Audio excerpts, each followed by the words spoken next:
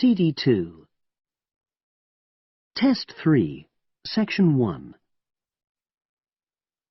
You will hear a woman talking on the telephone to a man about a car he is selling. First, you have some time to look at questions 1 to 4.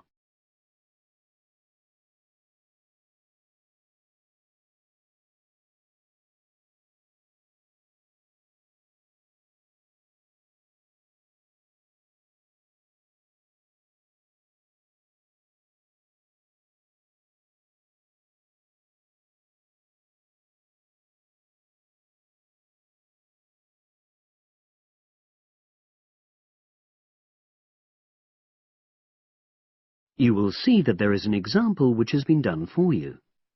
On this occasion only, the conversation relating to this will be played first.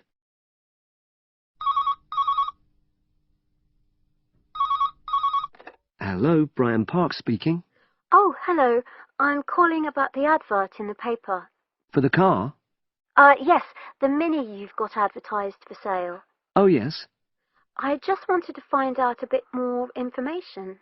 Of course. What would you like to know? It's my brother who's interested, actually, but he's not in today, so he asked me to call you. Fine. Great, thanks. So, it's a Mini, Yep. and how old is it? Just coming up to 13 years old. The man says the car is just coming up to 13 years old. So 13 has been written in the space. Now we shall begin. You should answer the questions as you listen, because you will not hear the recording a second time. Listen carefully and answer questions 1 to 4.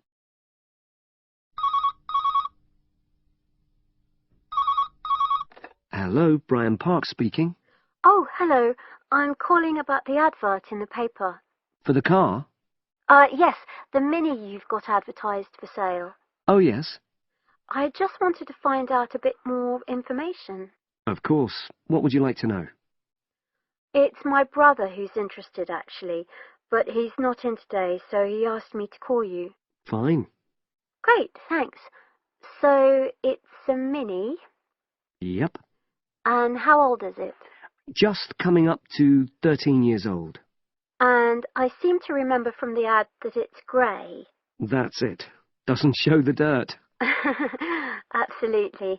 Anyway, the colour shouldn't be a problem for Jeff.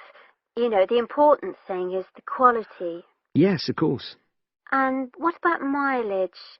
With it being pretty old, it's probably over 100,000? Actually, it's 40,000 less than that. 62,000 on the clock. Great. I remember now. I'm confusing it with another ad I was looking at. Right. Pleasant surprise then. Yeah. Have you been the only owner, or was there a previous one? I'm the second one. Before, it was owned by a teacher who was a very careful driver. Didn't have any accidents. Very good. And what about you? What do you tend to use it for? I haven't used it all that much, mostly for shopping. You know the sort of thing.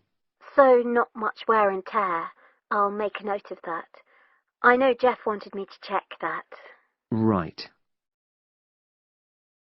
Before you hear the rest of the conversation, you have some time to look at questions 5 to 10.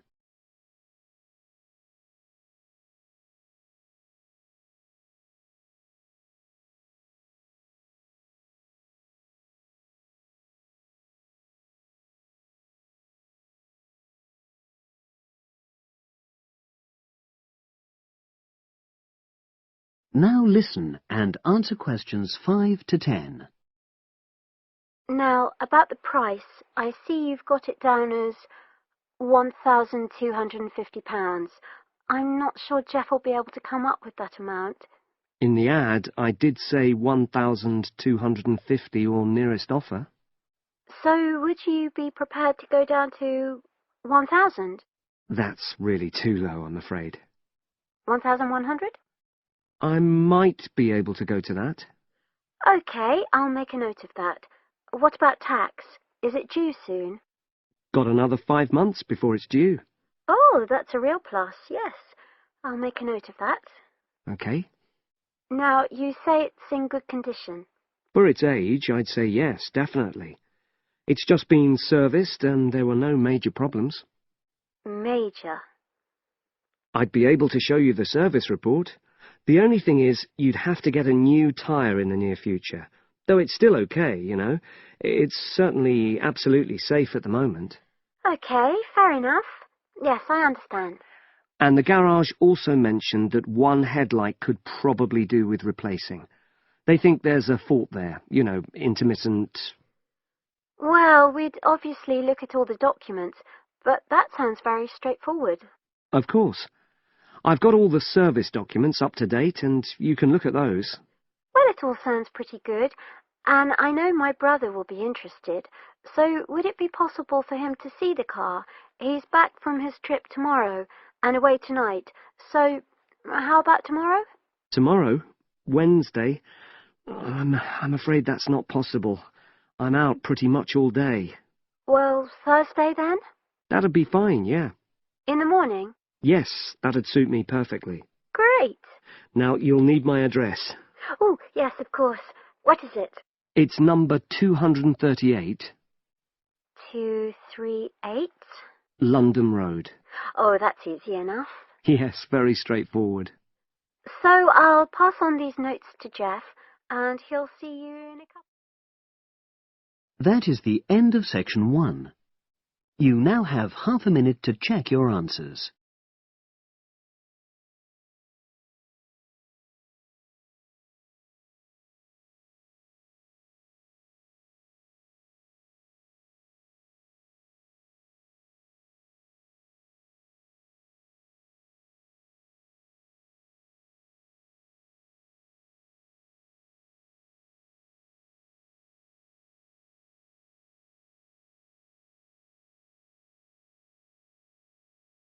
Now turn to section 2.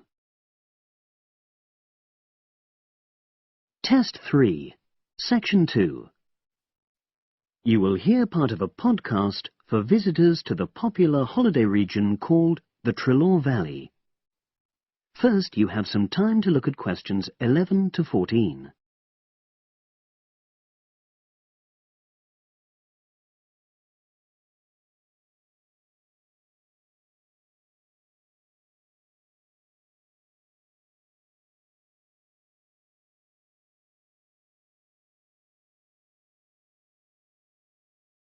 Now listen and answer questions 11 to 14. The valley and estuary of the River Trelaw forms an unspoilt, beautiful landscape, rich in both wildlife and sites of historic interest. There are many ways to explore the area, and public transport links are good.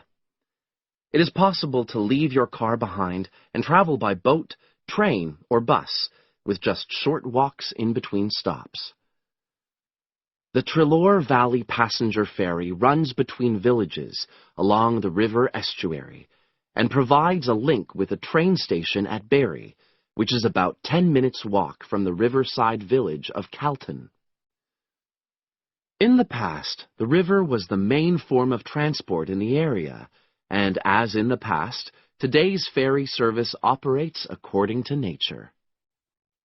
The river estuary is tidal, and so the ferry timetable differs from day to day, according to the times and height of the tide. The ferry is also seasonal, normally running between April and September, depending on the weather. A timetable for the whole year can be downloaded from the internet by visiting www.trelawferry.co.uk. If you just want to sit and relax and enjoy the lovely scenery, you can take a river cruise to Calton and back from the nearby city of Plymouth. In the past, steamships brought early tourists along the same route. Queen Victoria and her family enjoyed such a trip in 1856. The journey is quicker these days. The round trip takes between 4 and 5 hours, depending on tides and weather. If you prefer, you can travel upriver by boat and return to Plymouth by train. All cruise boats and trains have wheelchair access. For more information and for departure times, ring Plymouth Boat Cruises on 017-528-23104. Trains run several times a day throughout the year between Calton and Plymouth, with various stops in between. They are used by both local commuters and tourists who want to enjoy the beautiful scenery. The highlight of the journey is crossing the river on the stunning viaduct, which was built at the beginning of the 20th century and towers 120 feet over the water. It is unnecessary to book, and tickets can be bought on the train. For information about fares and timetables, contact National Rail Enquiries by phone or online. The bus service in the Trelore Valley now connects all train stations and villages in the area. Especially for holidaymakers, there's a Rover ticket which can be used at weekends and on national holidays and allows unlimited journeys on those days. The Rover ticket provides great value for money and is now even cheaper than it was last year. An adult ticket costs £5.50 a day. Senior citizens can travel for £4.50, and a family ticket for up to 5 people costs just £12. Tickets can be bought on the bus. Now you have some time to look at questions 15 to 20.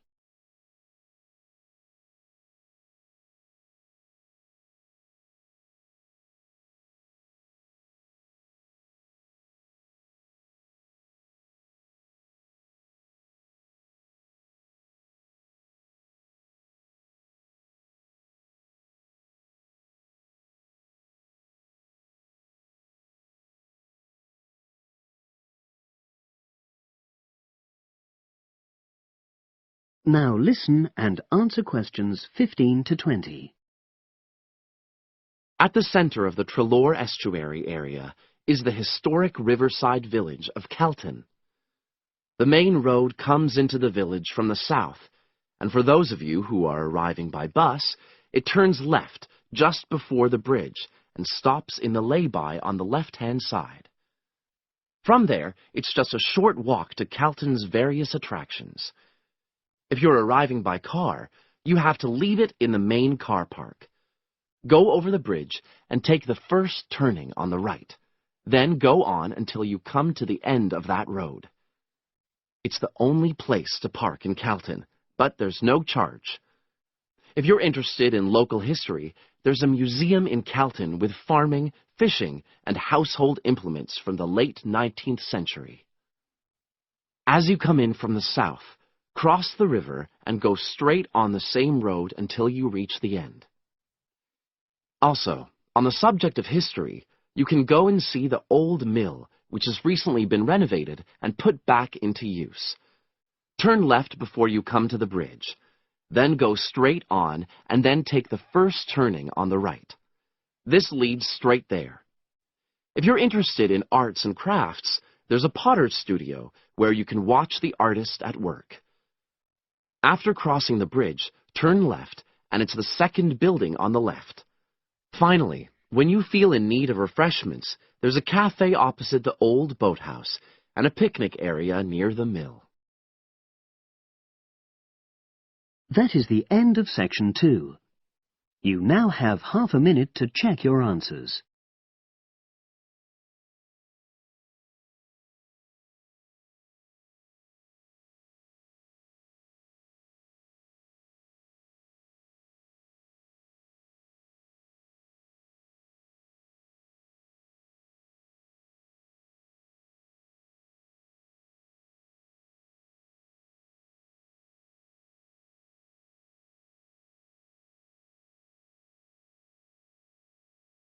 Now turn to section 3. Test 3, section 3. You will hear 2 geography students talking. An older student, called Howard, is giving advice to a younger student, called Joanne, on writing her dissertation. First, you have some time to look at questions 21 to 24.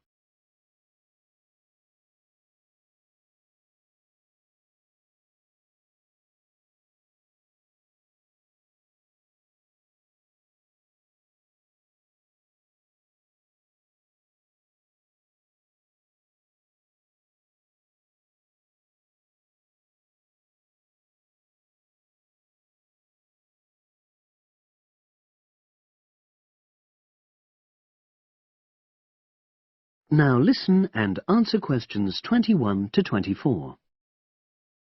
Hi, Howard. I haven't seen you for a while. Hi, Joanne. Yeah, they're keeping us really busy on the postgraduate programme. But how are you? You'll be starting your dissertation soon, won't you? Yeah, tutorials start next week. I've got Dr. Peterson. You'll remember it all from last year, of course. It's not something you forget easily. Oh. But seriously, although I didn't expect to enjoy writing my dissertation, and in fact I didn't really find it much fun, I wouldn't have missed the experience. I found it really improved my understanding of the whole degree programme, you know, from the first year on. Right. So, what are you doing yours on? Glaciated landscapes. Although I haven't decided exactly what aspect yet. I did mine on climate systems, so I can't help you much, I'm afraid. But you'll be fine once you start your tutorials. Dr. Peterson will help you focus. I know, and he'll set me deadlines for the different stages, which is what I need. My concern is that I've got tons of material on the topic, and I won't be able to stick to the word limit, you know. I remember I had different concerns when I was doing my dissertation. Last year? Yeah, before my first tutorial, I did a lot of fairly general reading, because I hadn't fixed on my topic at that stage. I actually enjoyed that quite a lot and really improved my reading speed, you know, so I was getting through a lot of material. I was frightened I wouldn't remember it all, though, so I got into the habit of making very detailed notes. So, did you find your tutor helpful in getting you started? Yeah, we certainly had some interesting discussions, but it's funny, I saw a brilliant programme about climate change, and it was that really fired me up. It was talking about some recent research which seemed to contradict some of the articles I'd been reading. Now you have some time to look at questions 25 to 30.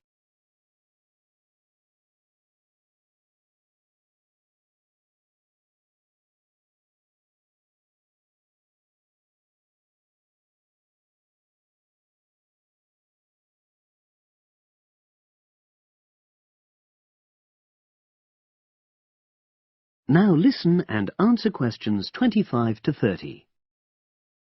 So you say your tutorials start next week? Yeah. Well, the first month's crucial. You've got to meet your tutor and decide on your focus, but don't become too dependent on him. You know, don't see him every week, only when you want to check something. Right. Once you've got the focus, you've got to get reading. It's helpful to look through the bibliographies for all the course modules relating to your topic, and get hold of any books you think you'll need. I haven't got much money. I mean, get the books from the library, far better. And I suppose I should prepare a detailed outline of the chapters? Yeah, absolutely. But don't feel you have to follow it slavishly. It's meant to be flexible. OK. Now, I'm someone who likes to get writing quickly. I can't just sit and read for a month. Not like me, then. But if that's what suits you, you know, your natural approach, then you really ought to start immediately and write the first chapter. Right.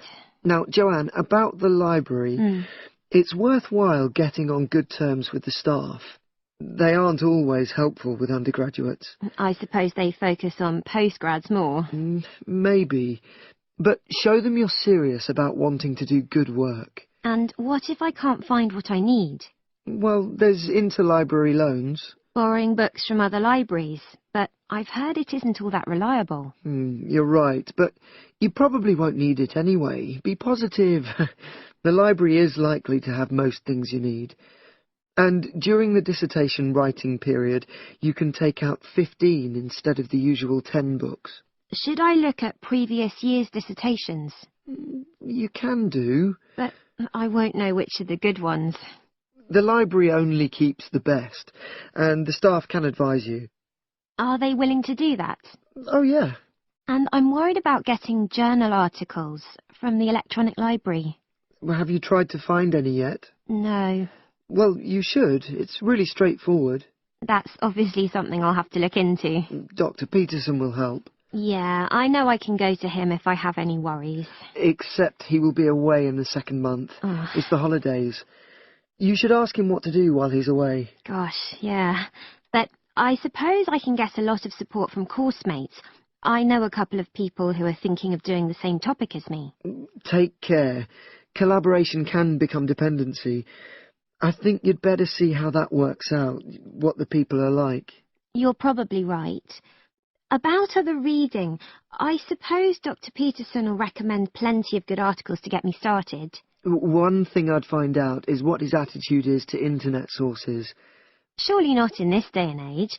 I'd better get that sorted out right at the beginning. I would if I were you. And I've also got some questions about the research sections. How much time I should spend explaining the process? Well, I think that's up to you. You can see how it develops as you're writing. Okay. It's the same with things like time management. That's something a tutor can't really help you with. I agree. So, is there anything else you need me to go over? That is the end of section 3. You now have half a minute to check your answers.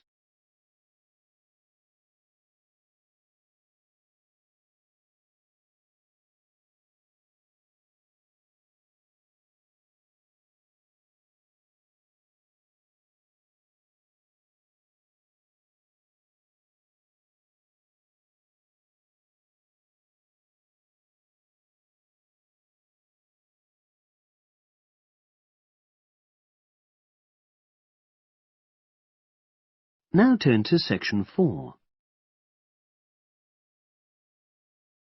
Test 3, section 4.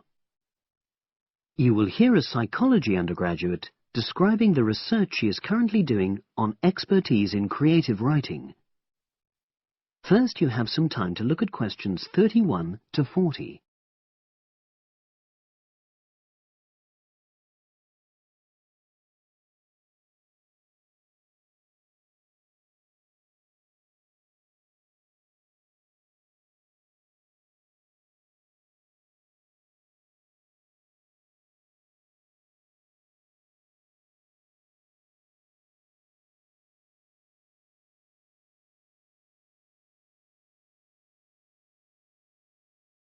Now listen and answer questions 31 to 40.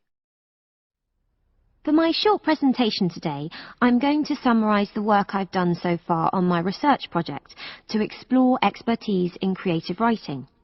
Essentially, I'll share with you the process I underwent to gather my interim findings. First of all, I should give a little relevant background information about myself. Before I started my current degree course in cognitive psychology, I studied English literature, and as you can imagine, this meant I spent a great deal of time thinking about the notion of creativity and what makes people develop into successful writers. However, the idea for this research project came from a very specific source. I became fascinated with the idea of what makes an expert creative writer when I read a well-known 20th century writer's autobiography. I won't say which one at this stage, because I think that might prejudice your interpretation. Anyway, this got me thinking about the different routes to expertise. Specifically, I wondered why some people become experts at things, whilst others fail to do so, in spite of the fact that they may be equally gifted and work equally hard. I started to read about how other researchers had explored similar questions in other fields. I began to see a pattern that those studies which involved research in a lab were too controlled for my purposes, and I decided to avoid reading them. I was quite surprised to find that the clearest guidance for my topic came from investigations into what I call practical skills, such as hairdressing or waiting tables. Most of these studies tended to use a similar set of procedures, which I eventually adopted for my own project.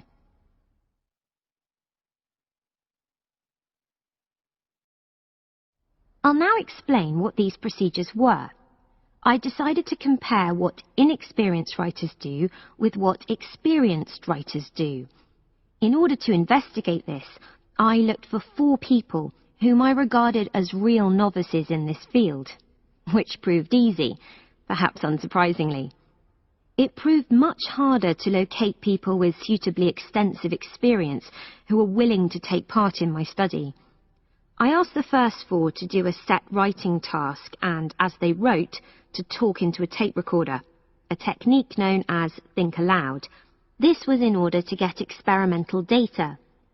Whilst they were doing this, a research assistant recorded them using video. I thought it might be helpful for me in my transcriptions later on. I then asked 4 experienced writers to do exactly the same task. After this, I made a comparison between the 2 sets of data, and this helped me to produce a framework for analysis. In particular, I identified 5 major stages which all creative writers seem to go through when generating this genre of text. I think it was fairly effective, but still needs some work, so I intend to tighten this up later for use with subsequent datasets. I then wanted to see whether experienced writers were actually producing the better pieces of writing. So I asked an editor, an expert in reviewing creative writing, to decide which were the best pieces of writing. This person put the 8 pieces of work in order of quality, in rank order, and using his evaluations, I was then able to work out which sequence of the 5 stages seemed to lead to the best quality writing. Now, my findings are by no means conclusive at this point. I still have a long way to go, but if any of you have any questions, I'd be happy to answer them and go. That is the end of section 4. You now have half a minute to check your answers.